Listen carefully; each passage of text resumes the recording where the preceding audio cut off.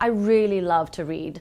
So recently I have been reading a little bit more because I'm time blocking to read. I might teach my clients to do that as well, because if you want to read books, then time block it. It's just part of your day. Recently I did read a book called Think and Grow Rich. I actually reread it because I was speaking on the Think and Grow Rich Legacy World Tour.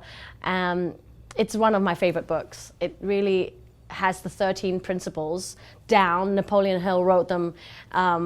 And I've kind of memorized them, and some of, just as a successful businesswoman, I've been able to just pull the success principles out of that book and put it into my life. And it's like, oh, some of these I'm actually doing already. So I absolutely recommend anybody who's an entrepreneur and in business, in fact, anybody just want to have a better life, should read Think and Grow Rich.